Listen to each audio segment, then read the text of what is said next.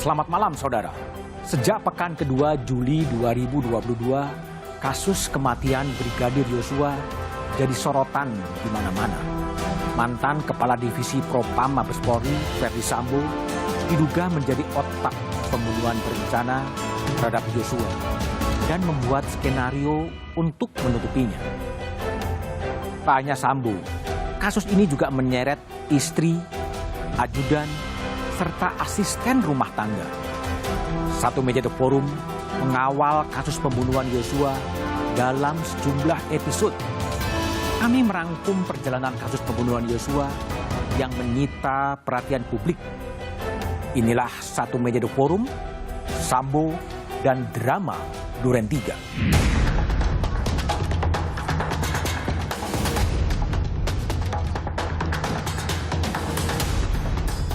Permohonan maaf kepada institusi Polri. Demikian juga saya menyampaikan bela sungkawa atas meninggalnya Brigadir Yosua. Semoga keluarga diberikan kekuatan. Namun semua itu terlepas dari apa yang telah dilakukan saudara Yosua kepada istri dan keluarga saya.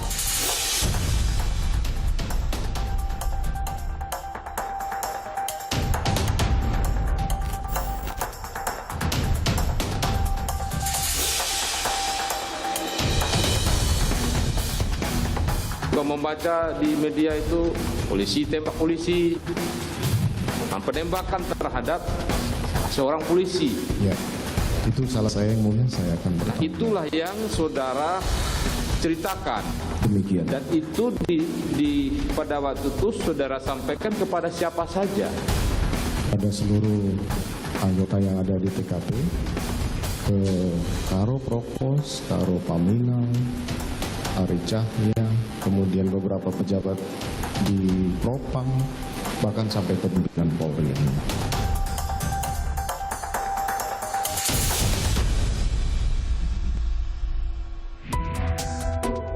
Yosua semula dilaporkan meninggal akibat tembak-menembak. Informasi polisi, tembak polisi yang melibatkan Yosua dan Barada Richard Eliezer semula disiarkan oleh Mabes Polri. Kasus bergulir hingga akhirnya terungkap peristiwa sebenarnya bahwa tembak-menembak adalah skenario Sambo belaka. Polisi menjerat Sambo yang saat itu merupakan Jenderal Bintang 2 dengan pasal pembunuhan berencana. Tidak hanya Sambo, polisi pun menjerat Putri Chandrawati dan sejumlah ajudan serta asisten rumah tangga. Besarnya desakan publik untuk mengungkap kejanggalan dalam kasus ini membuat Satu Meja The Forum mewawancarai Kapolri Jenderal Listio Sigit Prabowo secara eksklusif. Kapolri mengatakan Sambo sempat berbohong padanya dan Kapolri mengakui adanya tekanan dalam mengungkap kasus ini. Berikut cuplikannya. Di awal-awal, saudara FS ini kan menceritakan peristiwa skenario yang terjadi di Duren 3 itu kan peristiwa tembak-menembak. Oke. Ya, dan itu disampaikan ke banyak orang, termasuk saya. Termasuk Pak Kapolri diceritain skenario pertama. Ya, sehingga pada saat itu saya tanyakan kepada yang bersangkutan, kamu jujur kamu terlibat atau tidak? Oke. Saya tanyakan, 2 kali saya tanyakan, saya sampaikan karena saya akan proses ini sesuai dengan fakta. Jadi kalau kira-kira peristiwanya tidak seperti itu, ceritakan.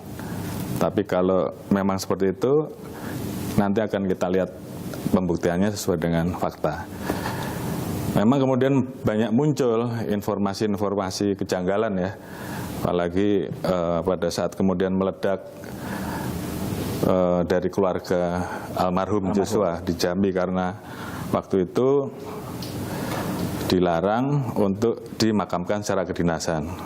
Dan itu kemudian semakin membesar sehingga kemudian kita putuskan saat itu untuk membentuk tim sus. Ya, tim sus itu kita libatkan para pejabat utama Polri yang memang langsung saya libatkan Wakapolri, Pak Irwasum dan Kabar Eskrim dan Kabik serta beberapa tim ya yang terlibat yang memiliki integritas. Saat awal kita minta untuk Sambo kita nonaktifkan pada saat itu. Kita nonaktifkan karena kami juga mendapatkan informasi bahwa ada kesulitan dari tim sus pada saat itu untuk bisa bekerja dengan baik. Kemudian saya dalami dan ternyata memang saya mendapatkan informasi bahwa ada upaya untuk menghalang-halangi, mengintimidasi, bahkan membuat cerita-cerita di luar yang dilakukan untuk memperkuat skenario yang bersangkutan ke banyak orang lah, kepada orang-orang yang dianggap memiliki pengaruh lah seperti itu. Sehingga kemudian kita putuskan untuk kita nonaktifkan. Kemudian kita lihat bahwa penyidik pun saat itu sempat takut. Sempat takut karena ada bahasa-bahasa bahwa mereka semua nanti akan berhadapan dengan yang bersangkutan. Sehingga dari situ kita putuskan 25 orang ya pada saat itu, termasuk yang bersangkutan, untuk kita mutasi demosi dan kita ganti dengan pejabat yang baru. Alhamdulillah begitu kita ganti saat itu proses mulai berjalan lancar, mulai terbuka. Kemudian kejanggalan-kejanggalan yang pada saat itu kita dapat itu mulai bisa terjawab. Utamanya memang saat itu kita mulai start dari masalah perkenaan ataupun temuan balistik di TKP yang berbeda dengan apa yang dia sampaikan. Dalam perjalanannya memang butuh waktu, Mas. Butuh waktu. Saudara Richard yang sempat saya panggil juga. Dipanggil oleh Pak Kapolri. Ya, saya tanyakan dan dia pada saat itu menjelaskan, memperkuat skenarionya Saudara FS. Oh, awalnya memperkuat skenario FS. Ya. Pada saat itu setelah kita copot beberapa orang, kita mutasi, kemudian kita tempatkan di tempat khusus 18 orang. Richard kemudian merubah keterangan. Saat itu Richard saya panggil lagi di hadapan tim sus ya. Dia menjelaskan bahwa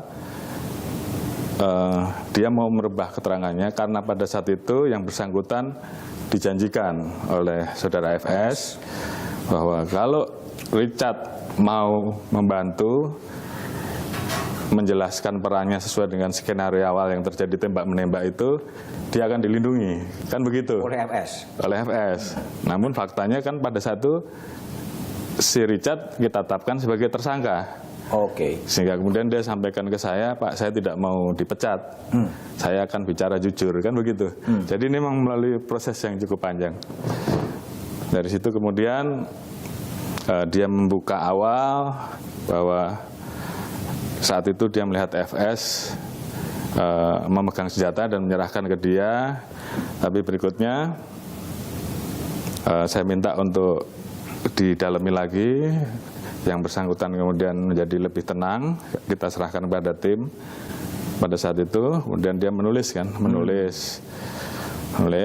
tentang kronologisnya secara lebih lengkap. Nah, di situ kita kemudian mendapatkan gambaran bahwa peristiwa yang terjadi bukan tembak-menembak, tapi lebih kepada Richard menembak yang didahului dengan adanya peristiwa di Saguling ya. Ada informasi dari Ibu PC kepada FS yang terus kemudian saat itu si Richard dipanggil, ditanya apakah yang bersangkutan siap untuk membantu, karena saat itu FS menyampaikan bahwa saya ingin bunuh Richard, saya ingin bunuh Joshua. Ya, si Richard, saya siap. Kalau kamu siap, kamu saya lindungi. Kira-kira begitulah. Ya. Sehingga kemudian dengan keyakinannya dia itulah dia tetap mempertahankan. berubah pada saat kemudian Richard kemudian ditetapkan tersangka. Nah itu yang kemudian membuka tabir, yang lain kemudian mulai merubah keterangannya dan akhirnya kasus ini bisa terungkap. Ini juga tidak mudah karena memang di awal ada CCTV yang kita butuhkan. CCTV di tempat satpam yang waktu itu juga kemudian hilang. Ya.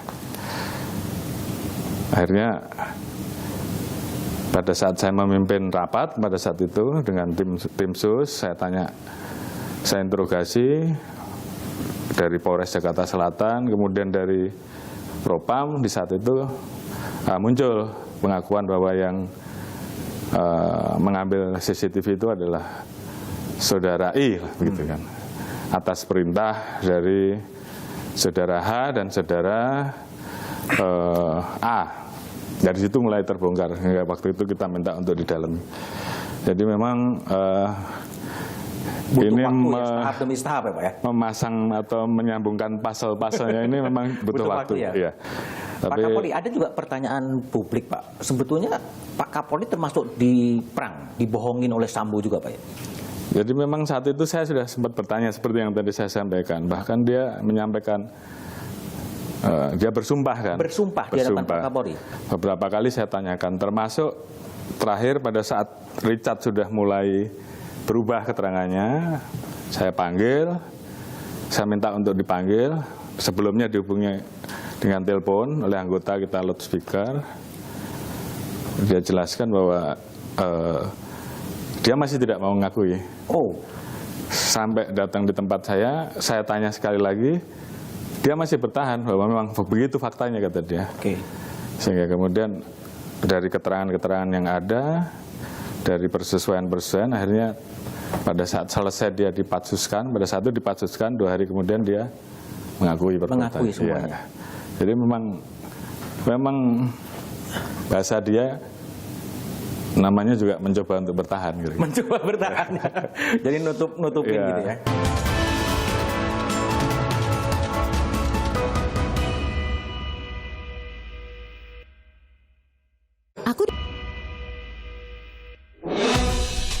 Setelah rampung di tahap penyidikan, kasus Yosua masuk ke kejaksaan. Sebelum kasus pembunuhan Brigadir Yosua bergulir di persidangan, 1 Mei Forum sempat mewawancarai Jaksa Agung Sanitiar Burhanuddin. Saat itu kejaksaan mengatakan berkas perkara semua tersangka sudah lengkap dan siap disidangkan. Setelah berkas perkara sempat mondar-mandir dari polisi, jaksa karena dianggap belum memenuhi syarat formal maupun material. Bagaimana komitmen kejaksaan dalam mengawal kasus pembunuhan Yosua? Dan apakah jaksa akan menjerat Sambo dan keempat terdakwa lainnya dengan hukuman maksimal atau hukuman mati? Pak, kalau dari kacamata kejaksaan, seberapa rumit sih kasus ini sebetulnya? Kasus ini bagi kami, bagi jaksa itu biasa. Tidak terlalu. Yang luar biasa adalah si pelakunya siapa. Kalau kasusnya sendiri tidak terlalu ruwet kok. Biasa bagi jaksa yang gitu. Cuma sekarang yang luar biasa adalah pelakunya. Seorang jenderal ya menembak di rumah jenderal. Yang ditembak juga anggota polisinya juga, ya polisi nembak polisi begitu. Tetapi bagi kami kita akan melakukannya secara profesional dan jelas, transparan, kami akan buka. Sebagai perkara itu perkara yang simpel, ya. Simpel sebenarnya. Perkara tidak terlalu rumit. Karena memang pelakunya aja. Ya. Atau itu memang menggabungkan antara fenomena yang sangat menarik ya. Ada tahta, ya kan? Ada wanita, gitu kan? Ada juga harta di situ. Tapi kalau kami yuridisnya aja. Yuridisnya aja ya. Nggak usah pikirin yang lain, Pak. Yang lain, tidak, yuridisnya aja. Faktanya apa, itulah yang kita. Tapi gini Pak, banyak juga orang yang bertanya-tanya Pak soal motif sebetulnya. Apakah dalam BAP dan dalam penuntutan nanti juga akan terbaca? Kalau motif? Kita di dalam persidangan nanti akan terlihat motifnya. Artinya akan tercantum dalam dakwaan juga? Dalam dakwaan semungkin sepintas iya, tapi tidak terlalu dalam. Karena bagi kami adalah ada fakta perbuatan di situ. Ada perbuatan pembunuhan di situ. Itu yang kita dalami. Bukan yang kenapa, apa, mengapa. Itu nanti di dalam persidangan kita akan ungkap. Dan itu akan terungkap atau tidak terungkapnya motif pembunuhan Verdi Sambo itu tergantung kepada jalannya persidangan di pengadilan. Pasti terungkap. Karena gimana pun juga kita akan gali terus dan hakim juga akan menggalinya. Oke, jadi kalau kembali kepada strategi penuntutan Pak Jaksa Agung, nanti 2 berkas pembunuhan berencana dan obstruction of justice itu split perkaranya. Ya, sekarang sendiri-sendiri, berkasnya sendiri-sendiri. Kalau dalam dakwaan? Nanti tergantung kebutuhan.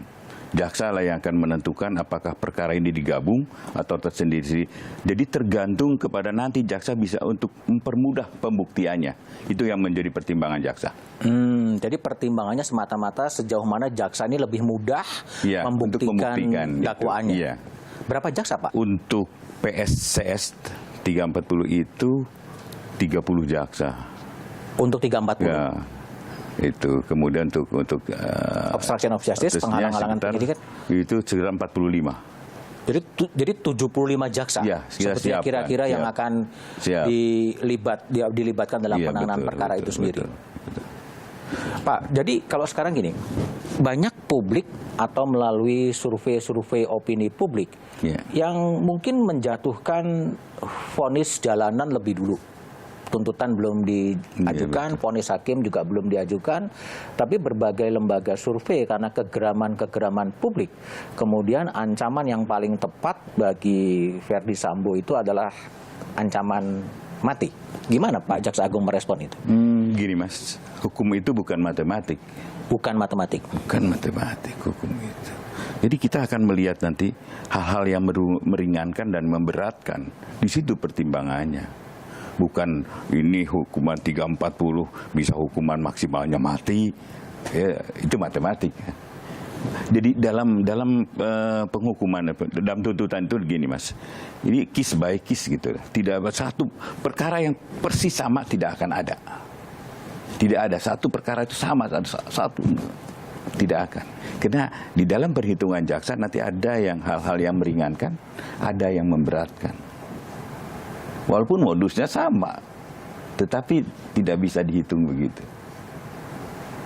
Jadi kalau publik kemudian sudah mendahului sebagai monggo aja. Tapi nanti gini, kita akan lakukan seprofesional mungkin. Kita juga akan secara terbuka, transparan, dan monggo nanti publik akan menilainya.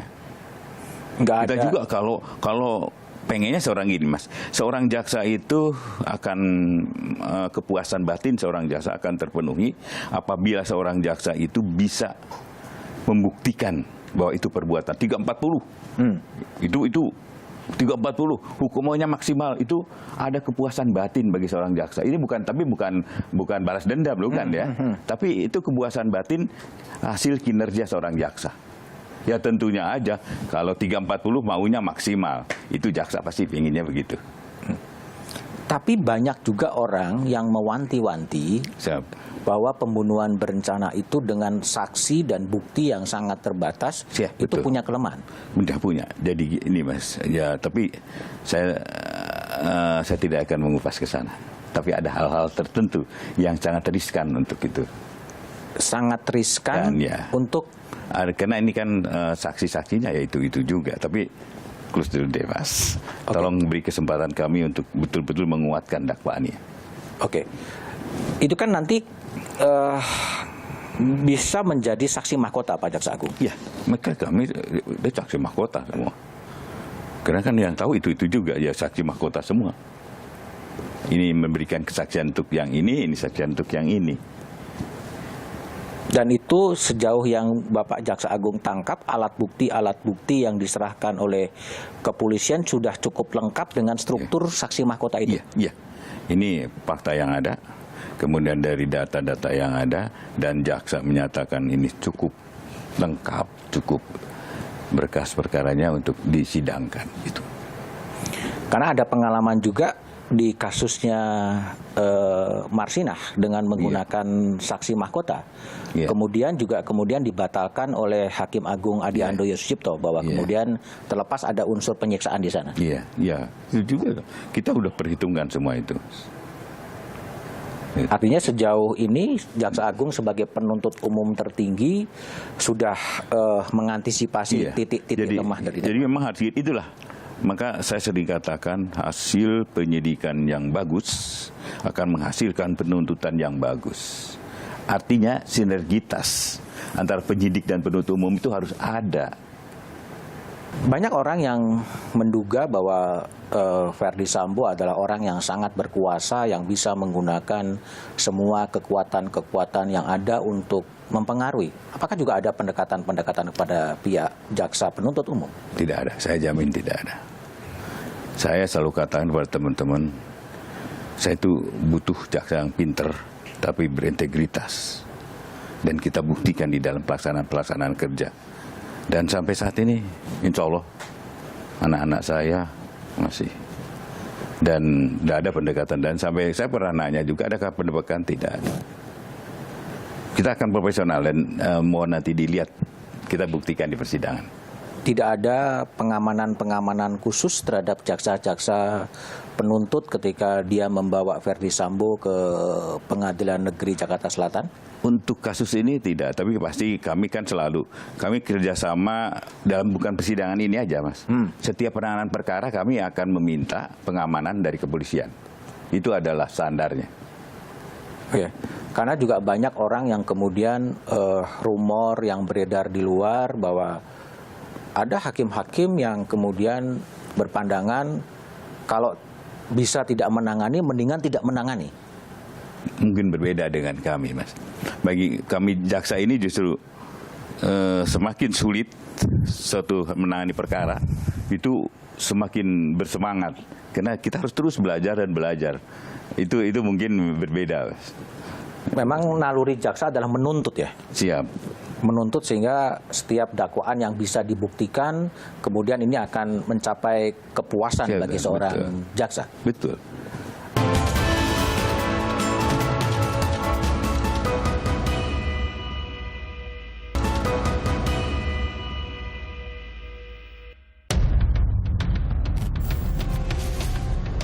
Baik, saudara penuntut umum, saudara penasihat hukum, seperti yang tadi saya sampaikan, sidang kita nyatakan tutup, ya, dan para pengunjung serta kamera tolong dimatikan semua.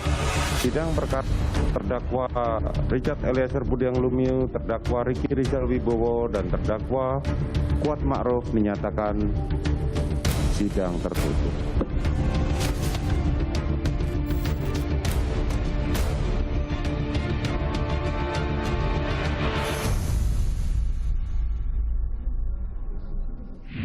Persidangan pembunuhan Brigadir Yosua sudah digelar. Namun, motif pembunuhan belum juga menemui titik terang. Skenario pemicu penembakan disebut-sebut karena pelecehan seksual di Magelang yang dialami Putri Candrawati. Perdebatan dalam dialog di satu meja pun muncul. Benarkah ada pelecehan seksual yang dialami istri Verdi Sambo? Hakim sempat memutuskan sidang digelar tertutup saat Putri bersaksi soal peristiwa dugaan kekerasan seksual yang ia alami. Banyak spekulasi di sidang tertutup. Saya akan tanya kepada Febri Diansah, kuasa hukum Putri Candrawati. Hampir 3 jam. Apa yang disampaikan dalam sidang tertutup itu sebetulnya? Gini, kalau persidangannya tertutup berarti tidak bisa disampaikan materinya ke publik. Sama sekali publik tidak boleh tahu. Pertama, kami ingin tegaskan, pada dasarnya kami punya komitmen yang sama agar persidangan ini dilakukan secara objektif dan secara terbuka. Tapi memang peraturan perundang-undangan kita termasuk ada pedoman mengadili perempuan dan anak yang dibuat oleh Mahkamah Agung memungkinkan ada bagian tertentu yang dibuat tertutup. Dan tentu itu sudah diputuskan oleh Majelis Hakim. Kalau kita dengar tadi Bu Putri menyampaikan kalau diperkenankan persidangannya tertutup Jadi sebenarnya itu sepenuhnya kembali pada Tapi itu artinya atas permintaan Putri Chandrawati yang meminta kalau diperkenankan sidang itu tertutup. ya, sebagai korban dugaan kekerasan seksual tersebut, wajar Bu Putri meminta hal tersebut. Bahwa kemudian hakim mengabulkan agar hakim juga bisa mempertimbangkan dan menggali kebenaran material, melihat fakta-fakta yang ada, kemudian apakah hakim yakin atau tidak yakin, itu kan dia perlu menggali lebih jauh. Dan saksi pada saat itu tentu perlu bicara dalam keadaan tanpa tekanan, dalam keadaan bebas. Dan kita tahu seorang korban kekerasan seksual, dia punya hambatan psikologis yang sangat besar pada saat. Adakah sesuatu yang tidak pernah didengar publik dalam kesaksian hampir 3 jam yang disampaikan oleh Putri Chandrawati? Sebenarnya yang disampaikan itu sama dengan yang disampaikan di dalam berkas perkara. Sama. Jadi secara detail yang disampaikan adalah peristiwa yang terjadi pada tanggal 7. Yang kita sebut dengan dugaan kekerasan seksual. Jadi terminologinya sebenarnya ada beberapa.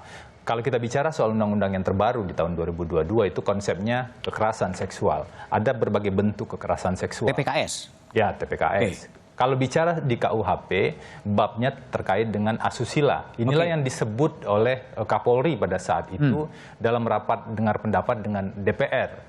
Dalam bahasa yang lain tadi Prof. Mahfud, Menko Polhukam menyebut secara berbeda. Tapi poin utamanya adalah kalau bagi kami ya, bagaimana membuktikan adanya dugaan kekerasan seksual tersebut. Kami paham kasus ini bukanlah kasus yang menggunakan delik TPKS. Betul, kami memahami itu. Tapi dalam rangkaian peristiwa pidana, dugaan pembunuhan atau pembunuhan berencana ini, ada satu peristiwa yang kami identifikasi terjadi pada tanggal 7, yaitu dugaan kekerasan seksual. Yang menjadi penyebab? Yang menurut kami dari berkas yang ada, jadi kami kan meneliti berkas dan mengikuti fakta persidangan. Yang kami temukan adalah ada 4 bukti dugaan kekerasan seksual. 4 bukti ini mulai dari keterangan saksi, kemudian keterangan ahli, alat bukti surat, hasil pemeriksaan psikologi forensik yang dilakukan oleh ahli yang diminta oleh penyidik Mabes Polri ya pada saat itu, bukan kuasa hukum. Dan yang keempat ada yang disebut dengan bukti petunjuk. Dalam konteks ini adalah circumstantial evidence. Dan itu terungkap di Putri Chandrawati ketika dalam sidang tertutup semua, diungkapkan? Bu Putri hanya mengungkapkan apa yang ia ketahui dan apa yang ia rasakan pada saat itu. Bu Putri tidak mengungkapkan bukti-bukti yang lain. Karena bukti yang lain kan yang mengungkapkan ada ahli, ada surat, dan ada 2 saksi yang melihat secara persis Bu Putri keluar di luar kamar. Jadi pasca peristiwa dugaan kekerasan seksual itu, 2 saksi ini melihat Bu Putri dalam keadaan setengah pingsan. Setengah pingsan.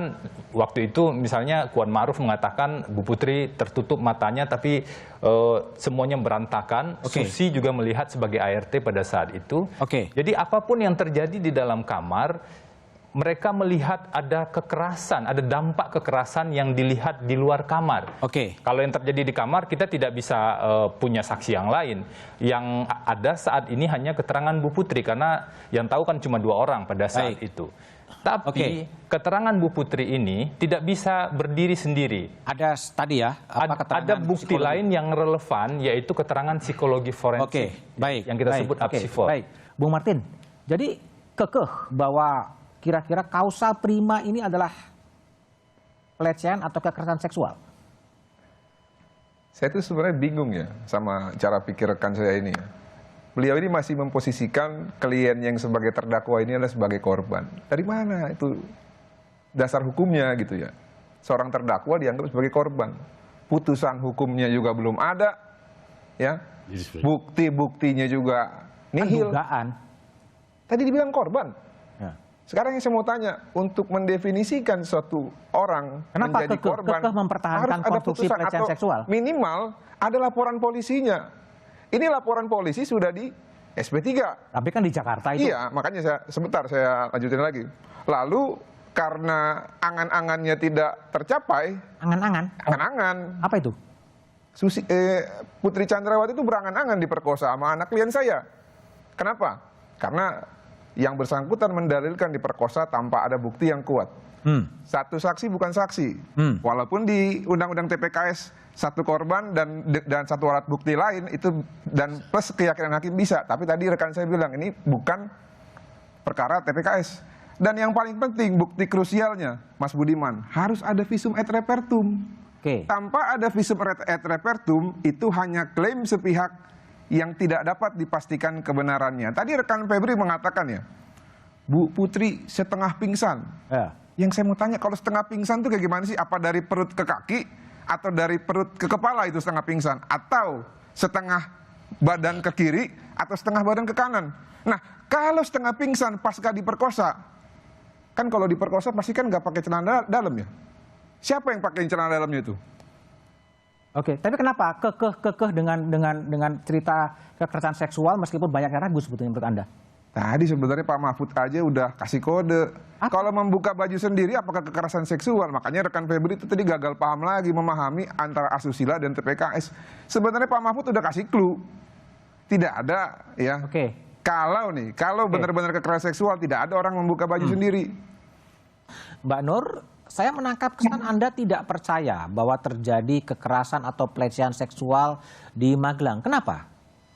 Ya, begini ya, secara umum harus kita akui dan sadari bahwa kekerasan seksual itu terjadi karena adanya ketimpangan relasi gender. Ketimpangan relasi antara laki-laki dan perempuan, relasi kuasa. Tapi dalam konteks PC, saya kira itu tidak ada ketimpangan relasi kuasa itu. Justru PC itu harusnya dilihat sebagai seorang yang punya kuasa, yang agensi. Karena Joshua itu kan bawahannya, bahkan disuruh-suruh ke pasar, beli kereta, belanja.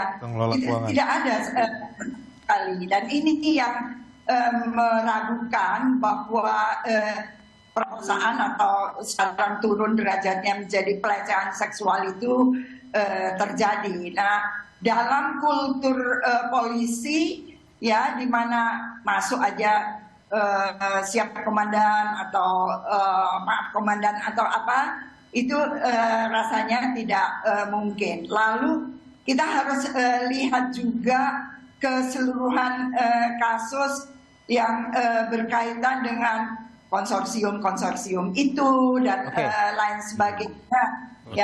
Jadi Mbak Nur, tadi Mbak Nur menyebutkan ini obstruction of justice part 2. Itu gimana penjelasannya?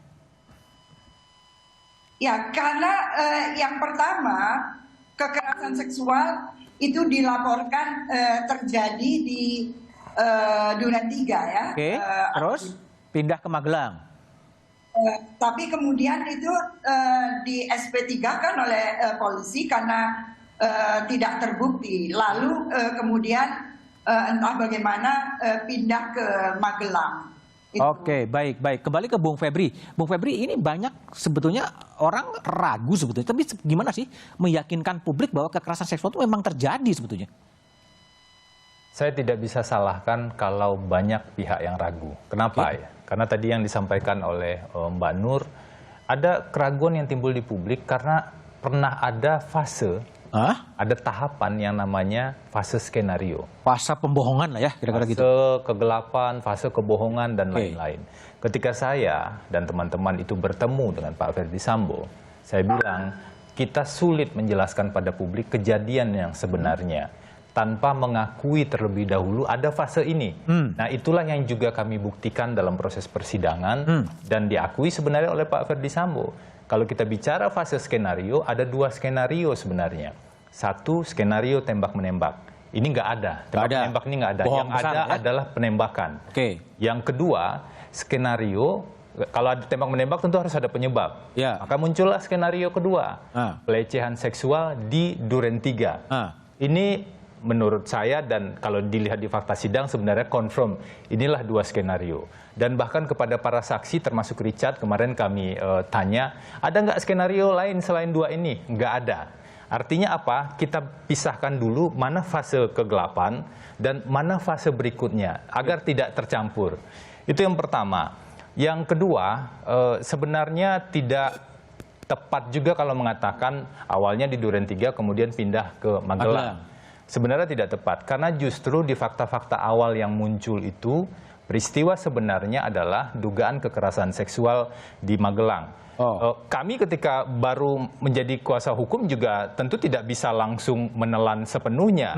Makanya kami lakukan verifikasi.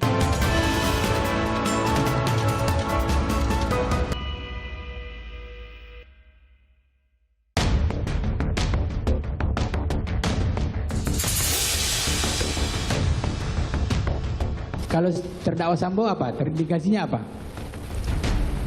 Minus, siap. Minus. Siap. Kalau minus apa? Terindikasi berbohong. Terindikasi, sebutin aja besar. Tidak apa-apa, kamu ahli kok. Siap. Terindikasi berbohong. Siap. Kalau terdakwa Putri. Terindikasi berbohong. Kalau terdakwa Kuat. Terdakwa Kuat jujur dan terindikasi berbohong. Oh, abu-abu dia, jujur dan terindikasi berbohong.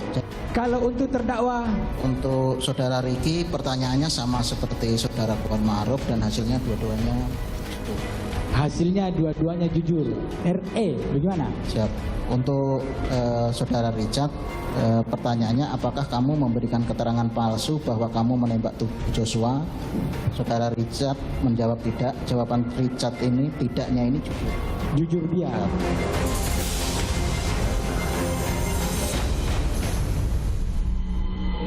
Persidangan kasus pembunuhan Yosua sudah beberapa bulan. Banyak hal menarik yang menyita perhatian. Seperti asisten rumah tangga Verdi Sambo, yakni Susi, diancam akan diproses pidana oleh majelis hakim lantaran dia plin-plan.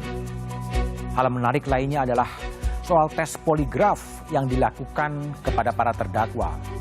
Hasil tes poligraf Putri Chandrawati minus 25 yang mengindikasikan Putri berbohong dalam sejumlah pertanyaan. Persoalan ini memicu perdebatan para kuasa hukum terdakwa di program Satu Meja The Forum.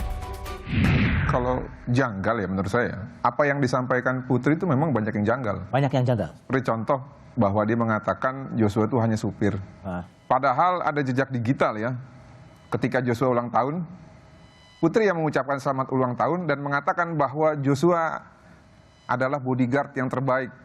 Apakah driver sama dengan bodyguard? Ada tanda SUA yang kata orang-orang nih ya, saya nggak tahu ya. Kalau kepastiannya kan pasti Bu Putri yang lebih tahu ya. Tapi idealnya kata SUA itu adalah special you are.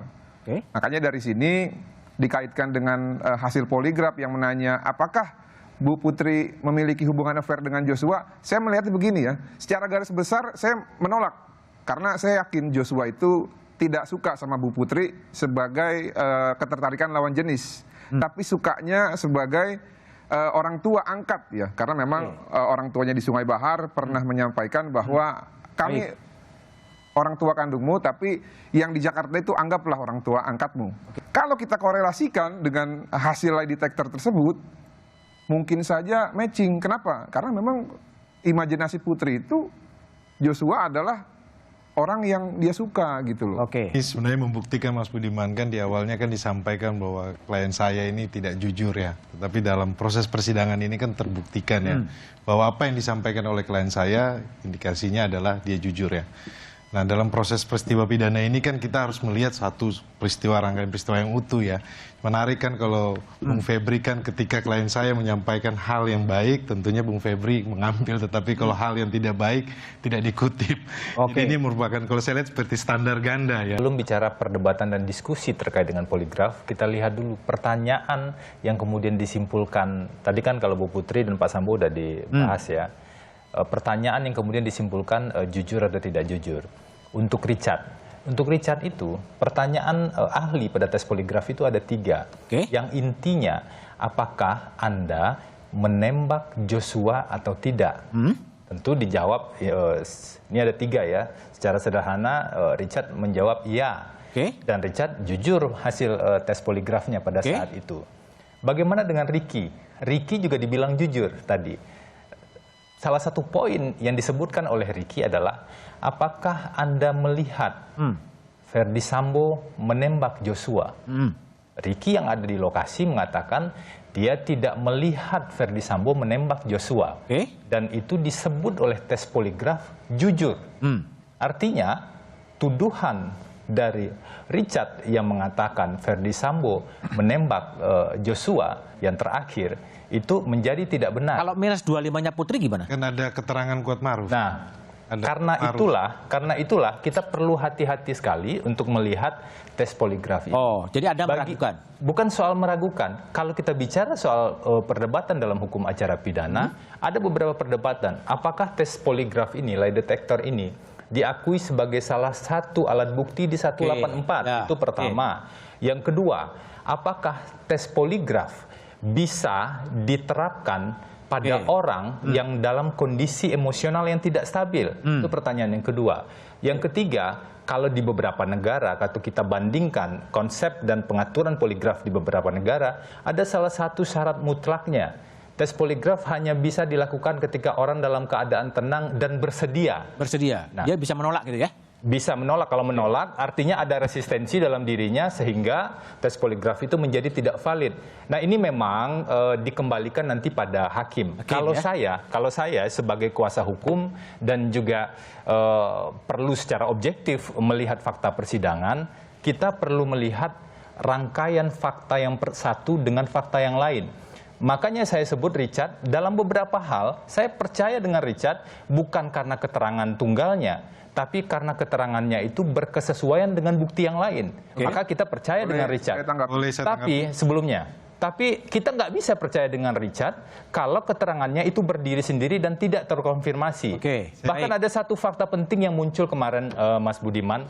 Richard mengaku berbohong dalam keterangan BAP tanggal 5 Agustus. Dan ketika dikejar, Richard bilang tidak ada tekanan dari siapa-siapa dan tidak ada pesanan dari siapa-siapa. Isi BAP tanggal 5 Agustus itu adalah Verdi Sambo yang menembak semuanya. Richard hanya melihat dari atas. Dan Richard mengakui dia berbohong pada saat itu. Gini loh. Saya sudah baca BAP tanggal 5 itu, Mas Febri. Tidak ada Richard Eliezer sampaikan bahwa Verdi Sambo yang menembak semuanya. BAP tanggal 5 itu skenario dan pengacara yang mendampingi Richard Eliezer itu dari Verdi Sambo. Betul. Jadi tidak benar loh. Yang dibawa tanggal 6 itu adalah skenario. Nah, ini yang kita sayangkan dalam persidangan, kemudian pertanyaan-pertanyaan itu menurut kami mohon maaf ini seperti menjebak klien kami. Saya sudah baca BAP tanggal 5, tidak ada sedikit pun yang Richard Eliezer menyampaikan. Saya berani buka BAP tanggal 5 itu di sini, kita bisa saksikan bersama-sama, jelas sekali bahwa Richard mengatakan kurang lebih begini. Richard dari atas, kemudian dia bilang jadi pertama ketika Richard disuruh ke lantai 3, ketemulah sama Verdi Sambo. Verdi Sambo kemudian meminta senjata Glocknya Richard. Kemudian Verdi Sambo seolah-olah membawa senjata Glocknya Richard. Di duren 3, Richard naik ke lantai 2 dan kemudian mendengar suara letusan di bawah. Dia turun. Verdi Sambo, Joshua sudah tergeletak, Verdi Sambo menembak semuanya, dan kemudian Verdi Sambo menyerahkan senjata ke Richard. Itu BAP tanggal 5 yang pertama kali berubah dari skenario, dan Richard mengakui dia bohong pada saat itu. Ketika kami kejar. Coba Roni, BAP itu kita harus lihat bersama dong, Mas. Iya, makanya bisa kita lihat bersama. Jangan ini sepotong maksud saya. Persidangan Verdi Sambo sedang bergerak ke babak akhir. Mampukah hakim mewujudkan rasa keadilan bagi publik dan keluarga Joshua? Publik menanti vonis hakim melalui proses kebenaran yang harus diungkap di persidangan demi tegaknya keadilan. Demikian 1 Minute Forum. Kita bertemu di tahun yang baru. Sampai jumpa.